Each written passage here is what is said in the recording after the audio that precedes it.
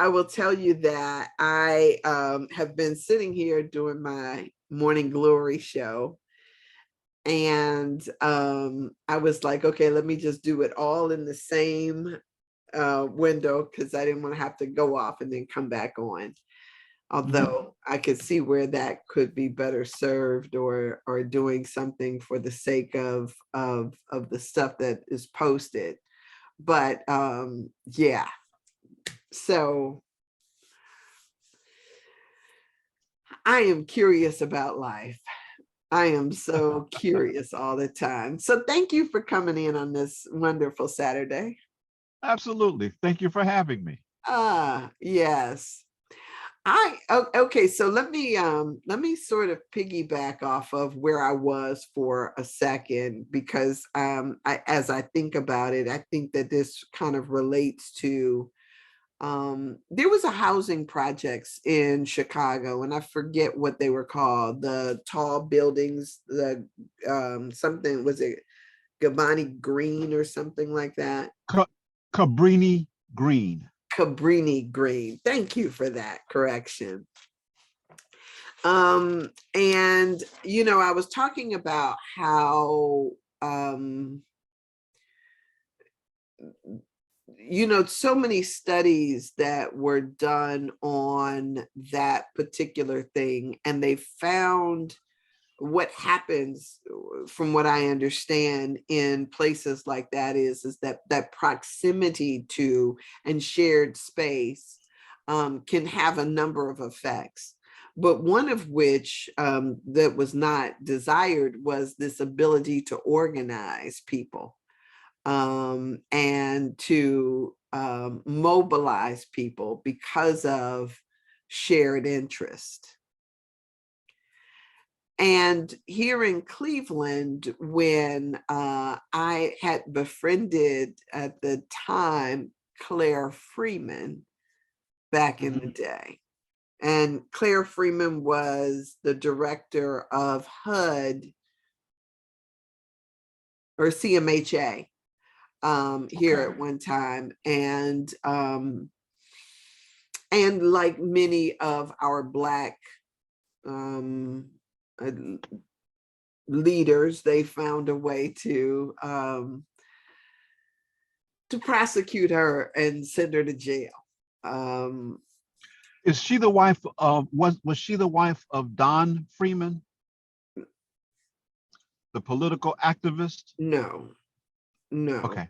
I do know his wife, though, I do believe. Yeah, No, she passed not that long ago. right. Um, Okay. Oh, no, I know who you're talking about. I know who you're talking about. Claire Freeman, head of CMHA. Correct. right, right, Yes. right, right. And they got her hemmed up and ended up sending her to jail. Anyway, I remember her having this conversation one time with me about the redesign of the projects. And she said that what they were trying to do was to separate, so that people would have a forward facing home with something in front of it to take care of, like grass, that would make them more competitive with their neighbors, and less able to see themselves as having this shared identity, but rather a straight facing identity. So it was about shifting perspective from the shared space to an individualized space, and wanting to have this, because it was I guess research showed that if you have space that you're supposed to take care of, or that you are responsible for, there sets up this idea of competition with one versus the other. And so she was talking about all this science as to why they were changing the setup of housing projects. And there was so much that happened in Cabrini Green. Based on the research, those places needed to be abandoned, because because if you can imagine the density of those spaces, and for them to vote as a block, they were a force to be reckoned with too. So not just based on this idea of, on one level, you may use it to say there's a lot of crime and things like that that happen in this particular area. But there's also other things that people choose not to recognize that happen in those areas. So yesterday, not yesterday, but Thursday, when I went down, I went to a thing called Data Days. And they were talking about how much data is collected on people on a regular basis.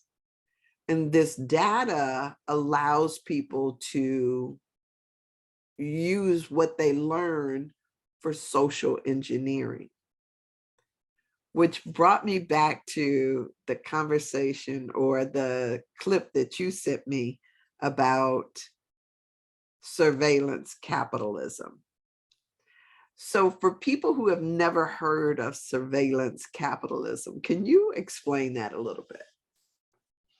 Surveillance capitalism is a concept I came across a couple of years ago. A professor of, I don't know if it's psychology or economics, at one of the Ivy League schools. Her name is Shoshana Zuboff. And she wrote a book called Surveillance Capitalism, and she explains that the usual form of capitalism is where human labor is used to produce a product, and certain economies are put in, certain economic structures are put in place so that the profits remain high. So salaries remain low, productivity must remain high, and then the profits are then put back into the company to keep expanding the company and dominate market share. That's the traditional capitalism. Since the advent of social media and social technology, now, rather than human labor being used to produce a product, it is human experience that is being used and sold to capitalists so that you can be targeted. And well, they sell predictions actually of your behavior. So what they're doing is selling predictions of your human experience. So the idea is that you do a Google search. Well, that information that you searched for is kept and stored. Your response to the information, what links you go to from that, are stored. And they start to understand your personality and how you feel and think and do. That gives them a certain prediction about what you may be thinking and doing next. And those algorithms are sold to companies. It got to a point where after a while, because the predictive value was so good, and they were able to actually come up with personality types, that now they could sell that information to somebody who could target a demographic.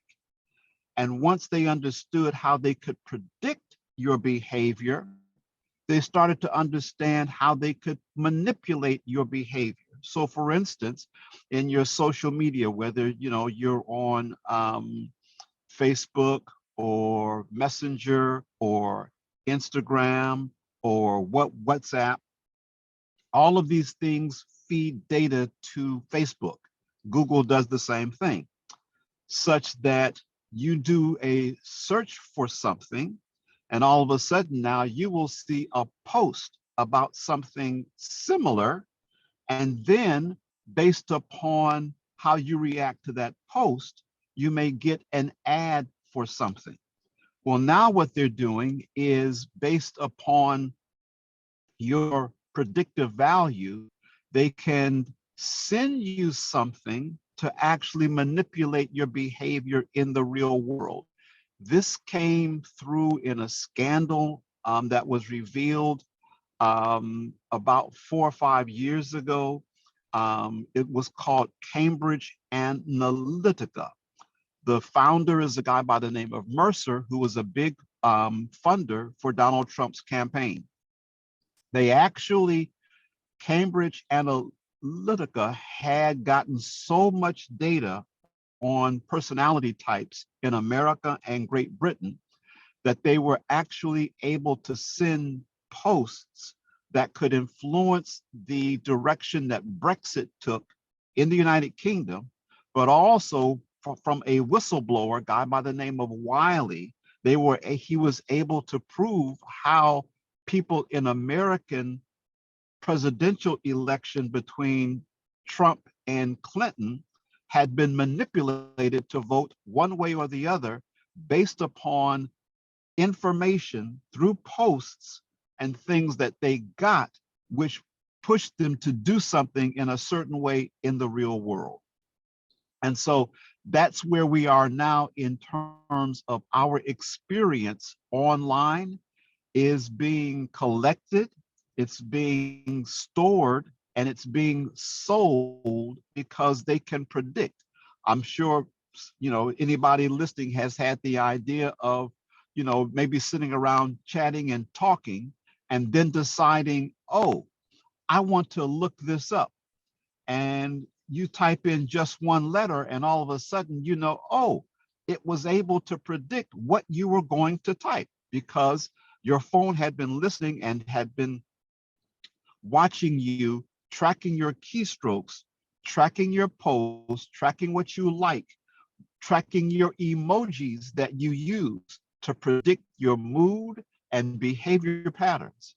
And so not only is it being sold to make money off of it, it's also being sold to governments to manipulate your behavior. And one of the things, like, this is not just what's happening with online stuff, but yes, it is big online, but it's happening everywhere we go.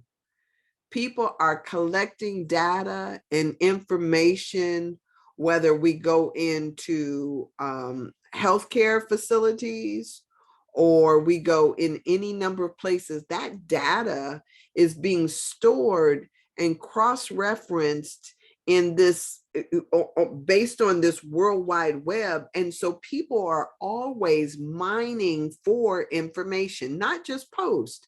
But one of the things that I've also found is when they find out or figure out, like you were saying, to this idea of the elections, if they figured out or found out that on election day, or even within the election cycle, once polls are open, so-and-so is voted, and they put a picture of a friend of yours up, and they want you to say that you voted too. They have found that they can change the outcome of elections based on the targeted ads and which one of your friends' pictures you might see in one of those ads that are just coming up to say, hey, Sandra said she voted today. I never push that stuff because my thing is I know the insidious nature of these kind of reward things. Like if I'm looking for a thumbs up, it makes it seem as though I've gone to vote so that I can get a like from somebody. And that's not the reason behind why I vote. But for so many, we're caught up in the image of things, the image or how we appear to others. And so by them saying they voted or voted in a particular way, or that they, whatever it is that they've given their, their image to, or even just saying I voted, it has an impact in moving people in a particular direction. Well, just to take a step back, you were referencing not just your online activities, but just think about if you have a GPS navigation system in your car. Mhm. So where you go is always being tracked. I mean, we look at it as, oh, if I don't know exactly the best route to take here, I've got this wonderful system which will help me. Well, that wonderful system also has a other side to it because it tracks wherever your car goes. Also, facial recognition. So there's cameras everywhere which are taking your picture all the time and saying, here's where you are. And based upon where you're going, they can also decide on what you're going to do next. This has gotten to be such a fine tool that actually I just found out in China, who has this system of oppression for a minority group called the Uyghurs.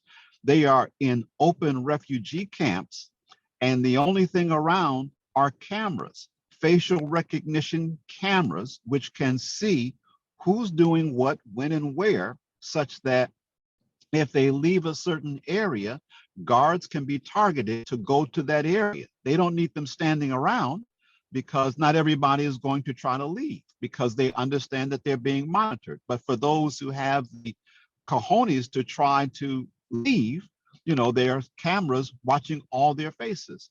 Well, think about wherever we go, there's cameras wherever we go. How do you turn on a news show and the criminal was seen in the parking lot at Walmart, and all of a sudden now he was seen at the gas station down the street? Because they're able to pull the information off of all those cameras. Well, wherever you go, you're being photographed and monitored. And so, true to your point, that behavior in the real world is also being monitored, just like your activities online. And to your point about doing certain things to present a certain image to get a certain feedback, I'm not so sure how that has affected people of my generation, your generation, but I certainly understand that for the younger generation, a lot of them have been caught up in my online presence and the number of followers and likes that I get.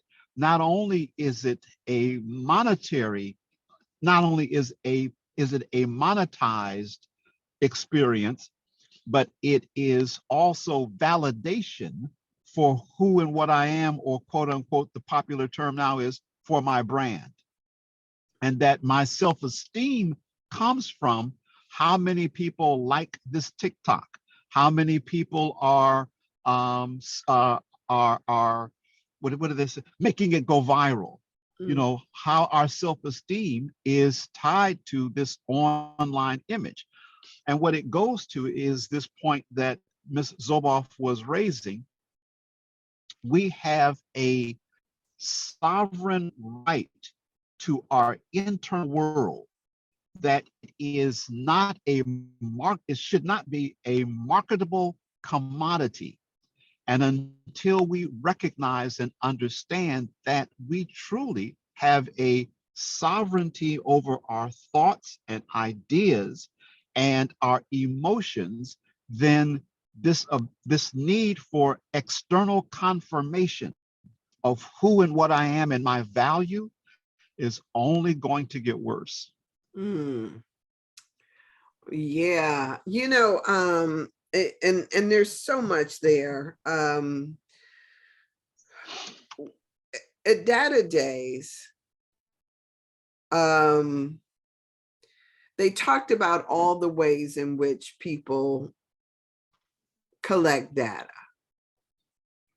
So whether we're talking about facial recognition, or we're talking about people who show up in cameras and in spaces, things like that, that what you said earlier was the predictive quality of these things. So if you type in the search remedies for a headache, or if you are looking up stuff as it relates to high blood pressure, there is somebody who is collecting the data that says that this person, this in this city, in this age group, in this demographic, what all your demographics information is. And now you're looking for this. Now it's insurance companies might be interested, or medical professionals. And so if we are looking at this and there is all this information, there's a website too that I had thought to pull up, that tracks all the demographic information about health and where you live and the information that you are going through. I'll make sure I send that to you, that link to you. But there is all of this information that people are collecting on an ongoing basis. And the reward aspect of that, the likes or the viral stuff, keeps us, keeps people coming back and then doing more and more things, like the one chip challenge. If you see other people breaking into a sweat and having conniption fits because something is so hot, and then you decide, okay, hold the camera on me while I go through this. I mean, you have this over and over again. And the question becomes, who benefits from all of this? I mean, there has to be something else. So when we think about, we come on to these things, we log into them, what is it that happens with this data? What do they do with the things that we share? And I think in Europe there is a was it a law that was just passed called the right to be forgotten? I'm not familiar with that. Yeah, I think it is that they can only store your data for so long. Mm-hmm. That people have a right to their own personal data, and you can only store it for so long or use it for the particular purpose for which someone said or someone has claimed. So literally, but here's the conundrum, though. Huh? But here's the conundrum. So what the professor brings out is that in order to just live your regular life, you're using these apps. How many times do you actually read the agreement, that long scroll of tiny words that you have to click agree to before you can go ahead and use that platform? So nobody is actually forcing people to do these. We are voluntarily giving up our sovereignty. So when we press agree, so we can go ahead and get on with what it is that we have to do, we are agreeing to give up certain rights of privacy. Now, I can't say for certain, but just for the sake of argument, one of the biggest non-secrets that is a secret in America is with the passage of the Patriot Act after 9/11 and the huge increase in the surveillance ability of the National Security Agency, mm-hmm. who has, I don't know, like a whole city full of computers in Colorado. It used to be they needed to analyze data from telephones and certain other things that they surveilled and listened to keywords. But now they don't have to anymore because, as we both have pointed out, how much we are monitored. So the professor raises this point: how does this actually relate to democracy? Because if you can be predicted and human behavior can be predicted, then it can be manipulated in the ways we're talking about, then it can be controlled.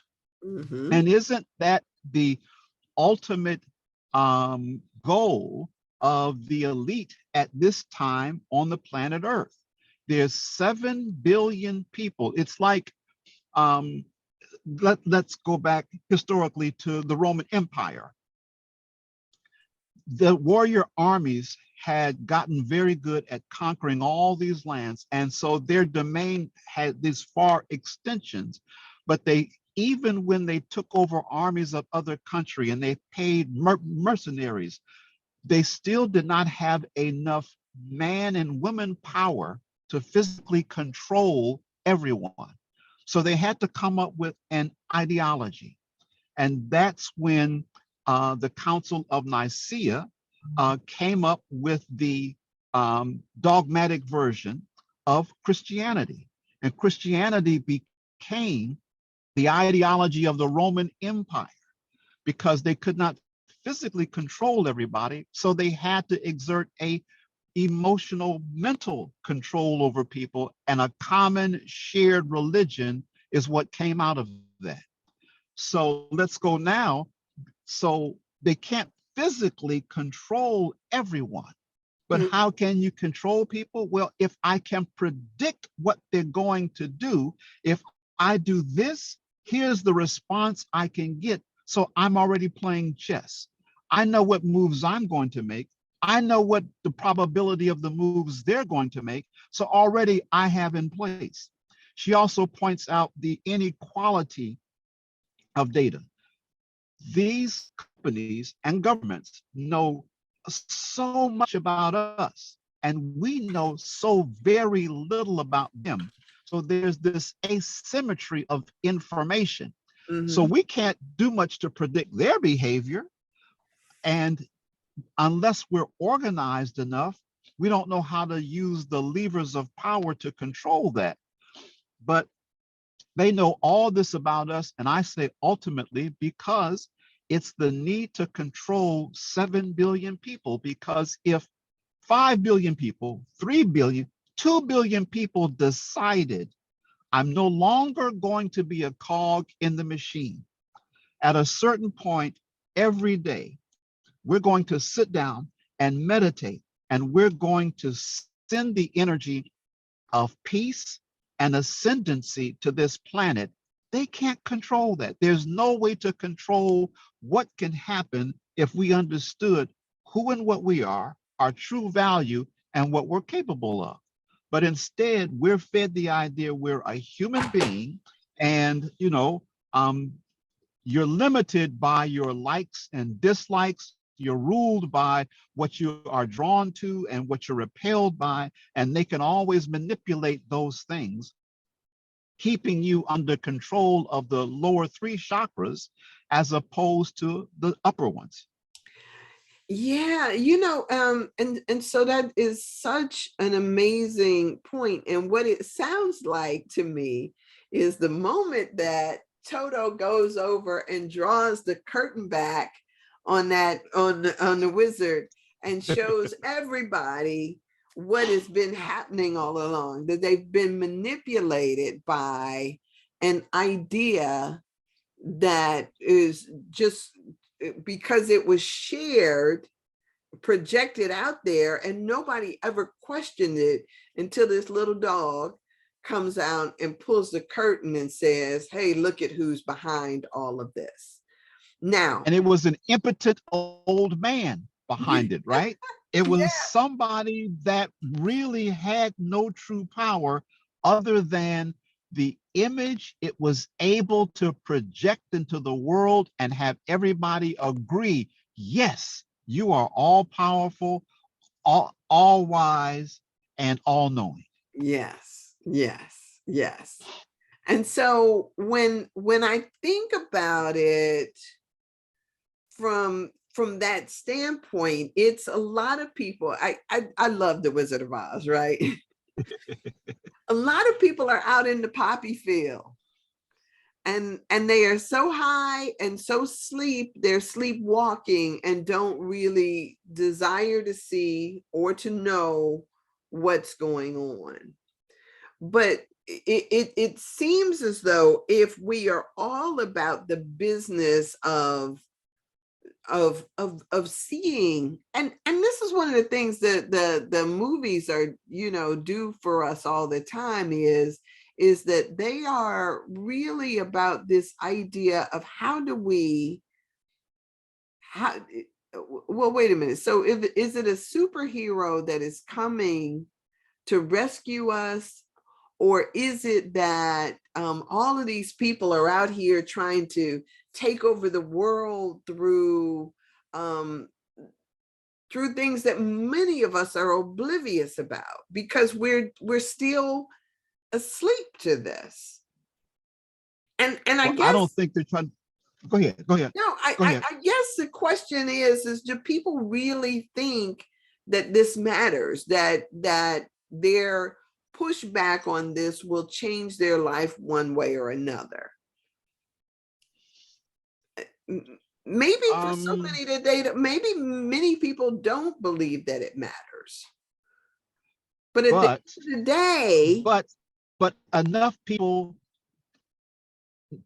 I'm not going to use the word believe. mhm, Enough people know that it matters. So the amount of non-believers, yes, it's important. But if those that know continue unceasingly, and for most of us, we have an understanding of this is why we are here in the first place, so we can no further stop doing this than we could hold our breath and die. It is as natural to us as breathing. We know this makes a difference. We know what we're here for. We're here to have experiences and interactions that we are going to manipulate to grow ourselves and change ourselves to that which we truly are designed to develop into, and that is sovereign beings, all connected in unison, who have these quote unquote godlike powers to manifest reality and become one with the all. mhm, That truly is the purpose of life on this planet. right, It right. has been it has been hijacked by a few. They do own the planet. Their concern is as we move from one age and an energy construct of Pisces to a different age, an energy construct of Aquarius, that they may not be able to keep that under control. Because what we're seeing is the rise of that feminine power that was taken out of the Holy Trinity. It was God the Father. It was supposed to be God the Mother, because God the Father is consciousness, it's awareness. But God the Mother is energy. It is that which makes things happen. And out of that is a product called the Son. But they changed that construct to God the Father, God the Son, and something called the Holy Spirit, some vague nebulous idea. It's a female, it's feminine energy, it's woman power.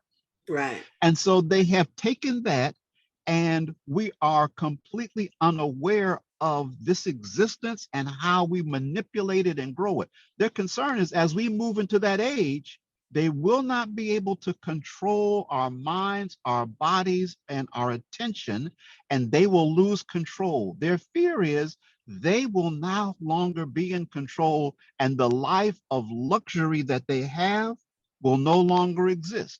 And they're right. And they are right to understand that, Yeah, yeah, and because equality is coming. uh-huh. And the thing is, so the number of people who don't know this, who believe something different, Our job is to keep doing whatever we do, whatever it is that you do to speak the truth, keep speaking it. But you also have to be aware you have to keep living the truth, because just to speak it is not enough. It changes when you come to the crossroads and it says, okay, you're going to be the old usual you, or you're going to be what you aspire to be. And every time you choose what you aspire to be, it changes you a little bit more, a little bit more. But you have to have the guts, the courage, and the energy to stand in the face of that conflict and say, you know what? I'm ready to move forward. And when you start to behave that way, life will show up differently for you. And we're starting to create our own reality. That's what they're concerned about. We're not going to accept, as you had mentioned before, agree to somebody else's version of reality. We're going to create a reality that we are sovereign and control of. And there's enough of us here on the planet Earth doing this work to make this happen. And that is so thank you, because that's so rich. But now here, I want to ask this question. You're a medical doctor. Right now we have, because I mentioned the poppy fields of the Wizard of Oz, but now we have this thing about marijuana. And there are so many people. I'm not a basher of marijuana or anything like that.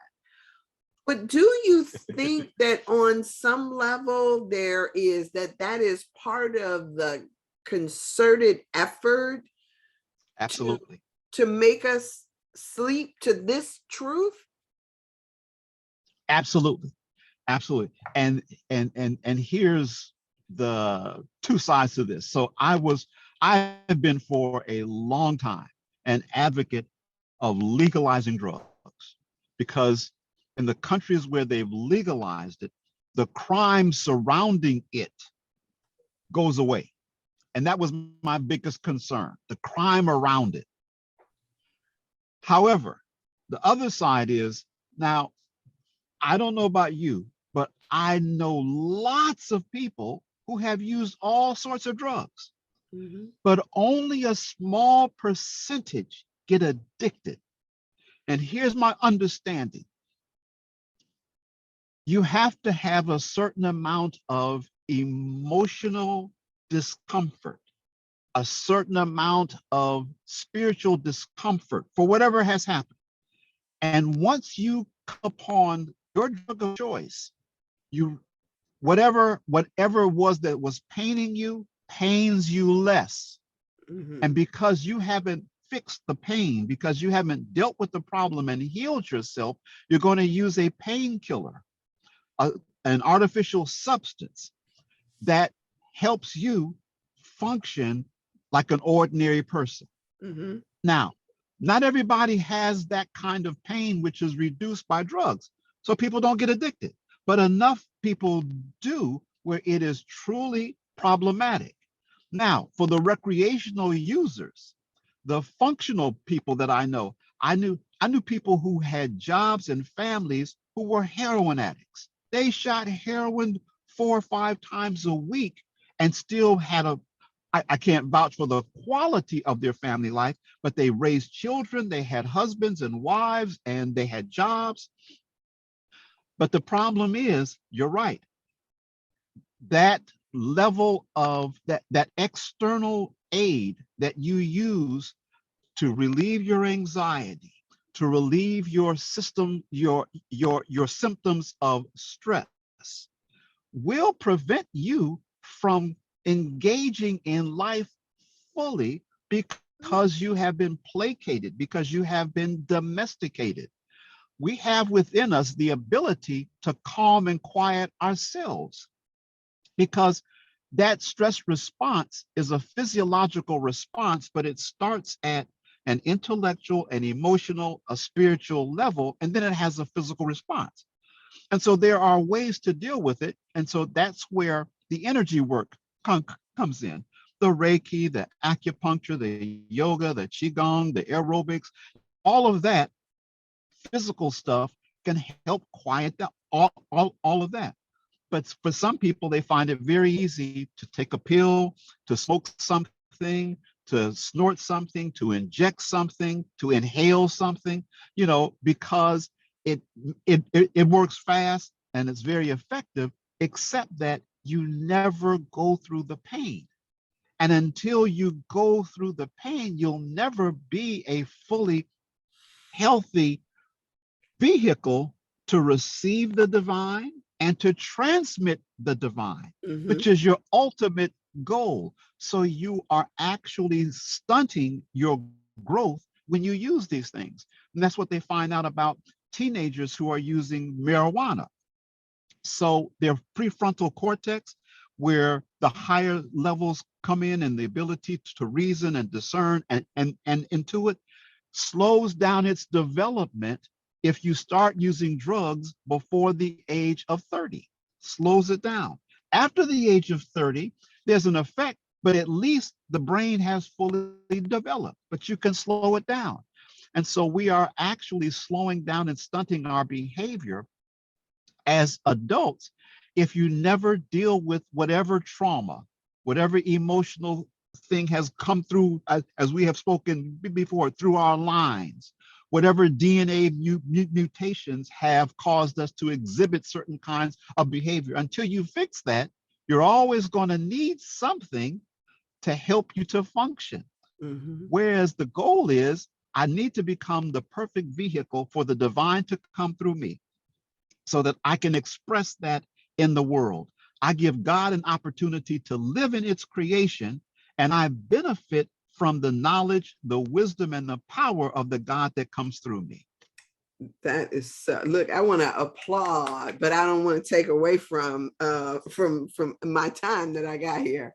That's so good.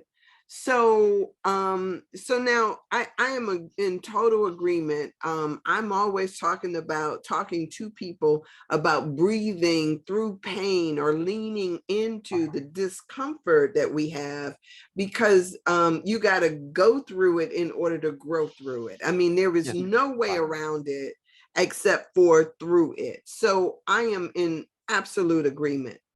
The prefrontal cortex, the development of that, I'm so glad that you pointed that out, and I'm saying yes to that. But now here's the other thing that I talk to my nephews about this, and I know that they'll probably be like, Auntie, I'm so tired of hearing this, but I'm always talking about sperm integrity because I got nephews. If it was about my nieces, I would be talking to them about eggs and what all of this smoking of marijuana and their experience then says about that which is yet to be. And so if we talk about the dumbing down of society, then we have to look at the means by which we cause people to have poorly developed prefrontal cortex that then have impact on the children that are to come. Are we even, somebody is studying this? That is so beautiful. You're right. How they can predict, again, the damage to the future beings because of the studies and understanding the effect that these various drugs, and it's not just the mind altering substances, but let's look at drugs in foods. Let's look at the drugs in products that we put on ourselves, put into ourselves, that also cause these damages to DNA, to ova, spermatozoa, that can be transmitted further down the line. Also, there's enough studies that show how marijuana lowers the testosterone level in males. And one of the things in our community that we have a problem with is strong male leadership. Men who are willing to stand out and help elevate the behavior attitudes of young men who are just starting to feel that surge of testosterone, those young males between the ages of 15 and 30, how older men, in our community, how we're reticent sometimes to check somebody because of the damage that has been done to our young people and the concern with what their response will be. Well, as testosterone levels are lowered, the desire to stand together as men in a community lessens also, because that's part of what the male hormone does. The male hormone also helps us to establish our flagpole on a piece of real estate in the 3D world and say, this is mine, I'm claiming it, and I'm going to do something with it. It lowers ambition, it lowers courage, it lowers all these things that are required for a healthy community. So to your point, yes, ma'am, the poisoning of us through the drugs, and then again, we also don't know what's in the quote unquote illegal drugs. So the poppies are harvested, they're refined, they're made into heroin, but what are they mixing the heroin with on top of that? And we know from the revelation of the information that came out of the Vietnam War, how the CIA was involved in the heroin trade.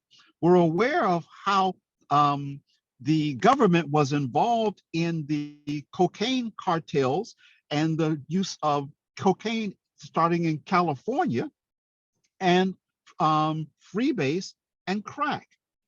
Well, what else is the government mixing these things with? We talk about fentanyl, yes, but sometimes the marijuana fields were sprayed with something called paraquat, which was a poison to kill the herb, but if it didn't kill it and you smoked it, it caused lung damage. So we really don't even know what's in these substances that people are taking, because we're not sure of the proprietary or the chain of command that all the hands that these drugs go through before they hit the market on the street. Wow. I mean, and when we talk about this push for organic eating or organic living, and when you think about how much more expensive it can be to have organic stuff, and people just like, I'll take a little pesticide or I'll take a little this. We don't know period what is in stuff, organic or not. It is Right. Right. like I have become a lot more conscious of how my body reacts to certain things. So if I'm paying attention to how it reacts to sugar, or how it reacts to dairy, or how it reacts to certain things that I eat, I can pay attention to those things and kind of go and figure out what seems to be good for me or bad for me. But when we're talking about our youth, it's kind of like we were back in the day. They used to talk about how they would feed people saltpeter. Yes, ma'am. Right.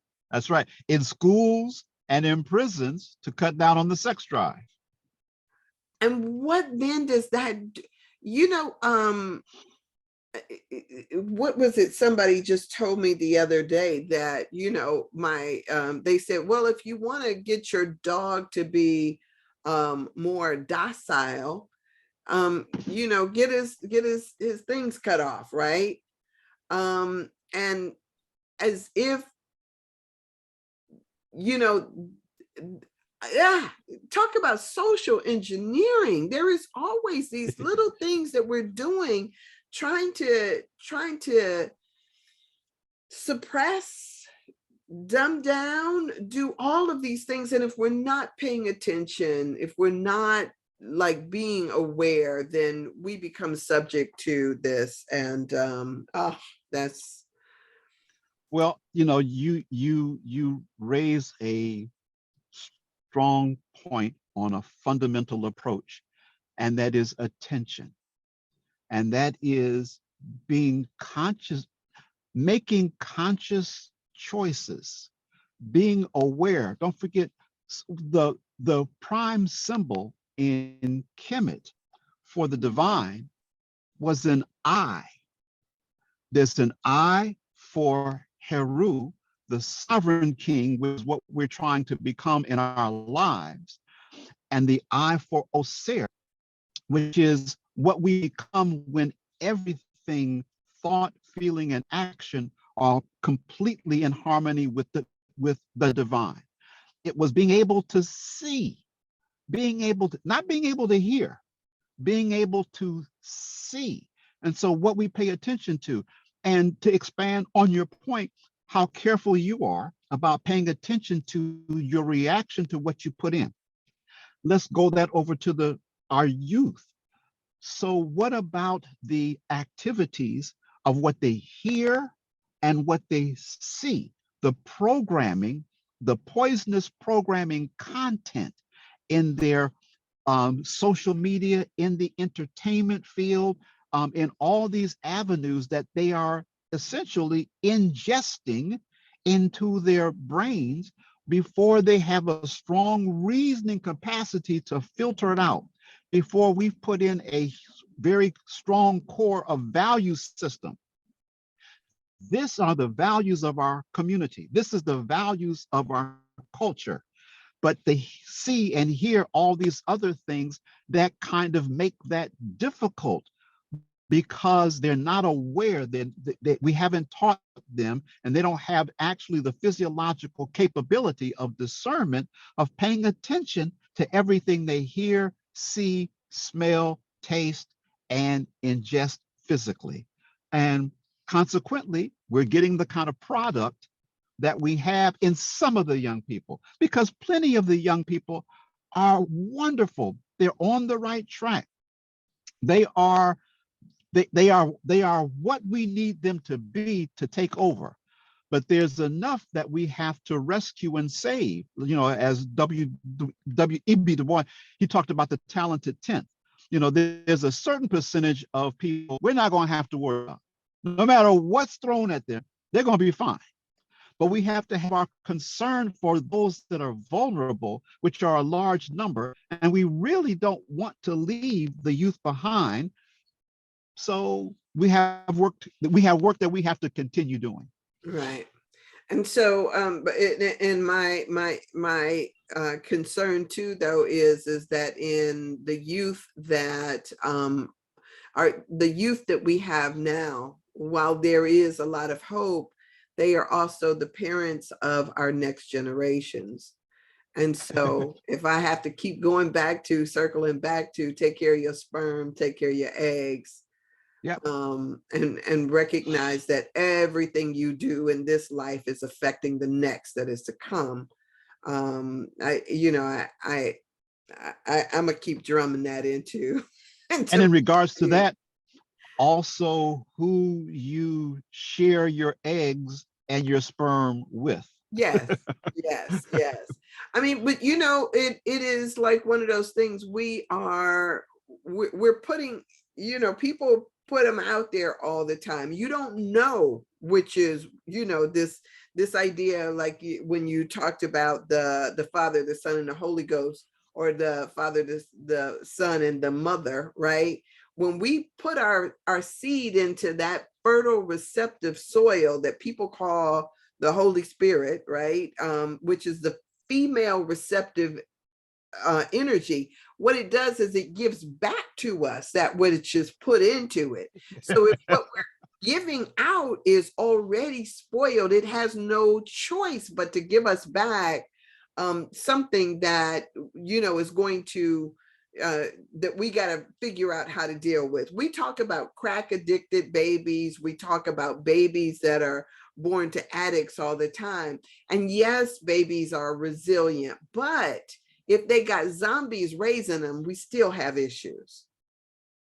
And you understand that that is a huge issue that we've dealt with for the last, let's say, 35 years, and that is 14 and 15-year-olds becoming mothers and fathers. Mhm. 14 and 15-year-olds are not capable of raising functional children, but here they've got the responsibility. Yeah, yeah. And then you have to throw in the grandparents who are now raising their grandchildren, Mhm. and they have the wisdom, but not necessarily Right. the energy to constantly monitor them, nourish them, nurture them. Yeah. Mhm. Yeah. Thank you, Dr. Brown. This is so good. My This is so pleasure. Always good. a pleasure. Yes, yes, yes. Okay. Thank you for being here on this Saturday. I thank you for all your wisdom and information and the twists and turns that we took through this. This is good, and I appreciate you. I thank you for the female energy. That is my counterpart. All right. All Have an right. amazing day. And you too. Okay. Peace. Bye-bye. All right. Our people need a forum to discuss all these topics. Yes, yes, yes. Thank you, Kimberly. Thank you for being here. I appreciate this. This was good, good, good, good. Yeah. So just let's be mindful. All right, I'm off of here. This has been a couple of hours for me, so I'm going to get some breakfast. So blessings to y'all. I love and adore you, and I will be here tomorrow at 1 o'clock, on Sundays at 1, and then back on Monday at 8 a.m. All right, take care. Have an amazing, sensational Saturday.